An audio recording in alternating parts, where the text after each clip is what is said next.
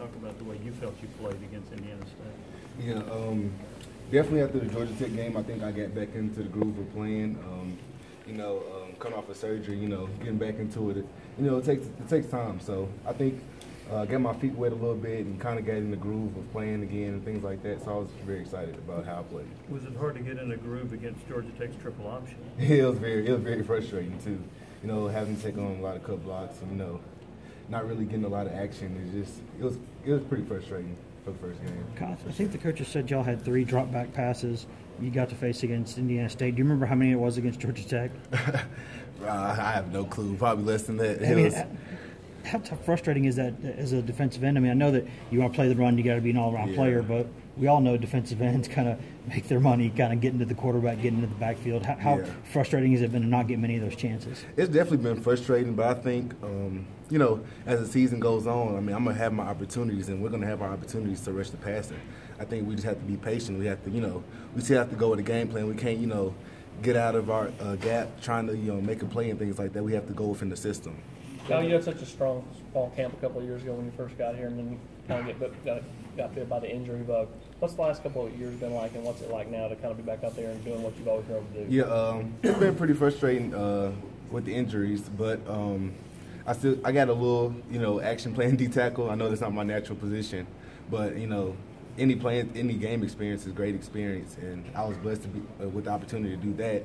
But now that I'm more healthy playing defensive end, I'm really excited about these next 2 years I have here. Building off of rushing the passer, how important is it this week against a guy like Felipe Franks who's making his second start? Yeah, it's definitely crucial. They have 2 quarterbacks. They have a running quarterback and the other guy.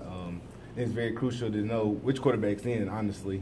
And when we have the other guy in, we have to watch out for running quarterbacks and things like that, not getting out of lanes, pass rushing, things like that. So the fact that you beat Florida a year ago and snapped the streak, does that give you confidence, do you think, going into this game? I think we've always had confidence playing Florida.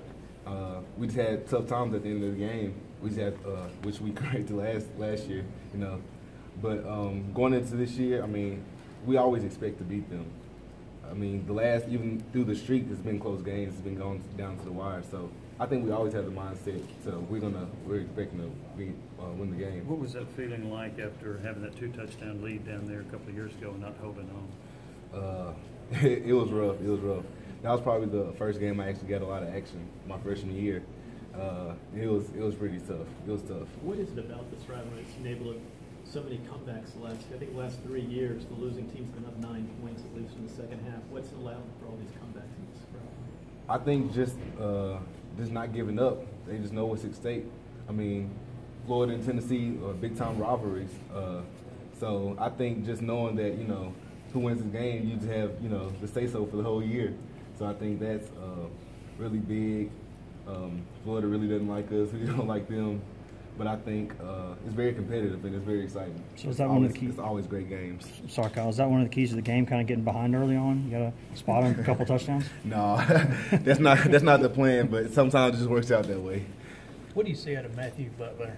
I know you guys need a 4th defensive end to show up at some point. Yeah, Matthew works really hard. He's been great. He's always able to listen. He's willing to do whatever he needs to do. And I think him and the other freshman, DeAndre, I think they're going to be big parts moving forward into the season. How's your game evolved in your time here? Where have you gotten better? I think really just now just game experience, honestly. I think just getting into the game, that helps a lot, So I think that's probably the biggest thing. Just football knowledge, game experience, that's the key to being a successful player in the SEC. How nice is it just to know for sure when this game's going to be played, where this game's going to be played? How's it feeling in the last 24, 48 hours, just not really knowing for sure? Honestly, I haven't been thinking about it. I just been, just focusing on being the team. I don't care what we play. I don't care if we play here, Atlanta, Gainesville, wherever. So I'm just ready to play wherever. Do you wish there was some trash talking going on like a year ago with Tease Tabor and all that? I mean, you kind of missed that with this rivalry? No, I'm never one to talk. I just play. What did you think about that a year ago? I really didn't pay attention to it.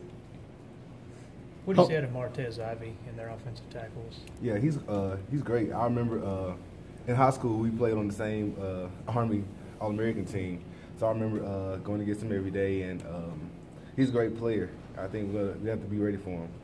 Is there any concern you only have one game of tape on them?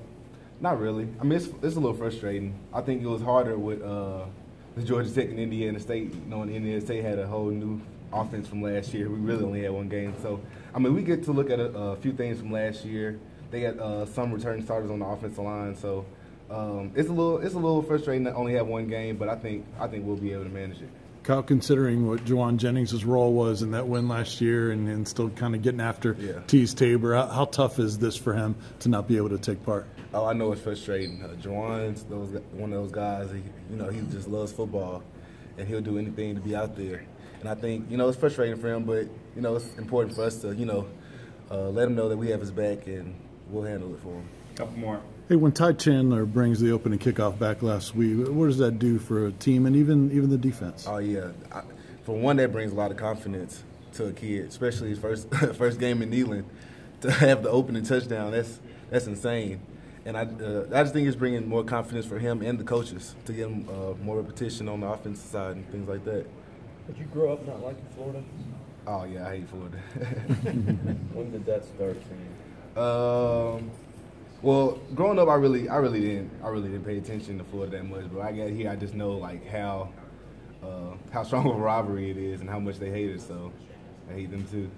How much did it help you guys' mindset and confidence to have that win last year under your belt? I mean, is that a big deal for you guys this year? I mean, I think like I said earlier, we always expect to beat them, but to get that breakthrough and actually beat them, that was really exciting.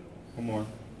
Coach Shoup said yesterday was probably the best practice of the year. Do you agree with that, and why do you think that was? I just think going into SEC play is just a different focus. Everybody knows, every game is literally on the line, it's on the line. So I think we just have that, that SEC focus that, we have to get ready. It's time for war.